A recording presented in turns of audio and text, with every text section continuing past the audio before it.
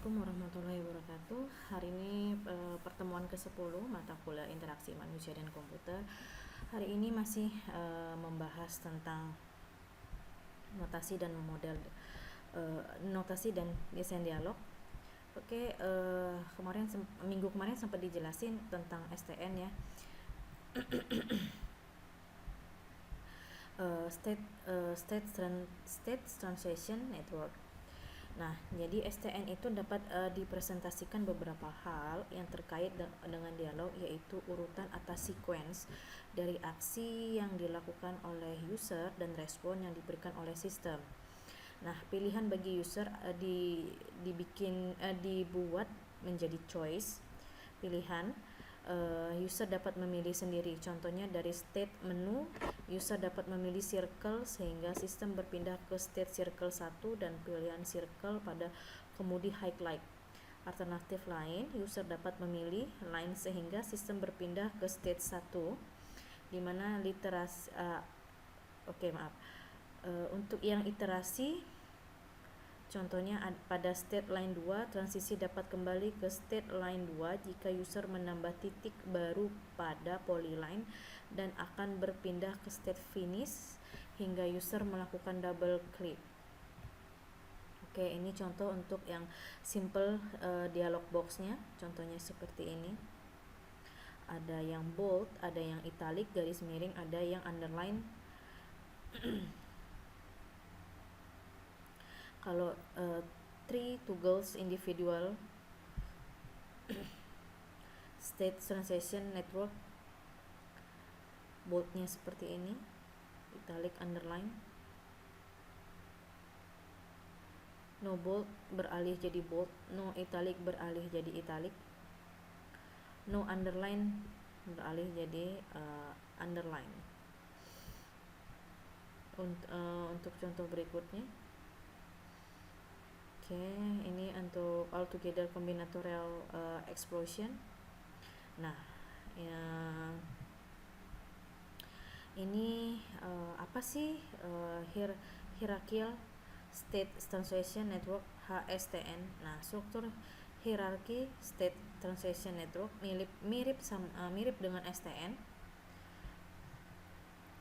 namun memiliki tambahan berupa gabungan state atau composite state yang digambarkan dengan persegi panjang dengan gambar struktur STN berukuran kecil di dalamnya. Masing-masing persegi panjang ini menggambarkan submenu yang berkaitan. Submenu ini dapat dispesifikasikan dengan rinci pada STN tersendiri dengan menaruh label nama submenu yang bersangkutan pada simbol startnya.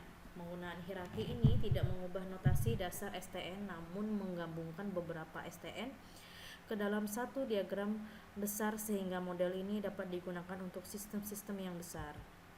Oke, contoh HSTN untuk drawing tool, dari main menu, select graphical, terus graphical submenu ya, untuk text submenu, untuk pen submenu ya, contohnya seperti ini. Nah, Herald State Charts dapat digolongkan sebagai kelompok STN. Chart ini dibangun untuk menspesifikasikan secara visual sistem reaktif yang kompleks dan mampu mengakomodasi masalah seperti consury dan escape. Nah, di mana chart ini yang untuk Herald State Charts memiliki karakter struktur hierarki dalam satu diagram tunggal yang membagi elemen mana yang mempresentasikan state alternatif dan yang mempresentasikan aktivitas concurrent yang dijalankan secara bersama-sama. Untuk contoh Herald State Charts, contohnya seperti ini. Nah, apa itu flowchart? Nah, flowchart itu mungkin kalian udah nggak asing lagi ya. Ini yang sering dipakai untuk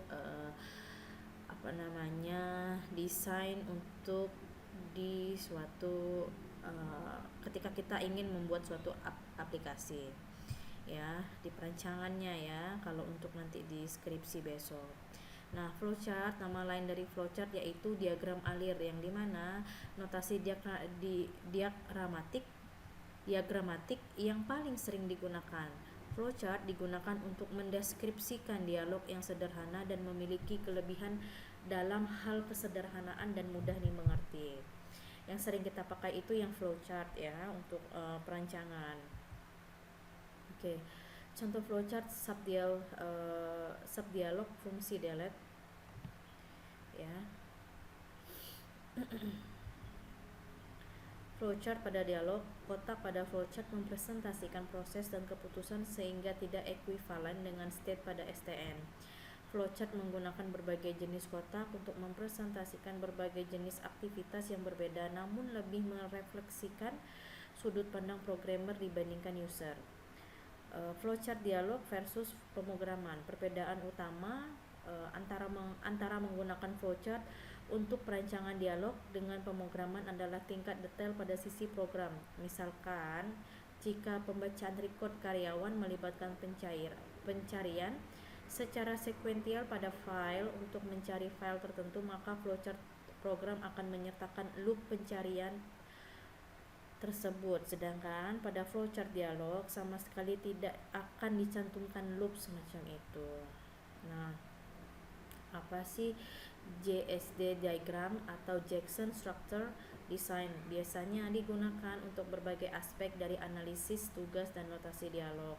Kelas dari dialog yang dapat dipresentasikan dengan Jackson Structure Design adalah sederhana, terbatas, dan merupakan sistem informasi yang berbasis menu atau Menu Driven Information System. Nah, contoh JSD diagram untuk sistem kepegawaian, personal record system, login, transaksi dengan logout. Nah, nanti di transaksinya itu iterasi ya kuncinya. Oke.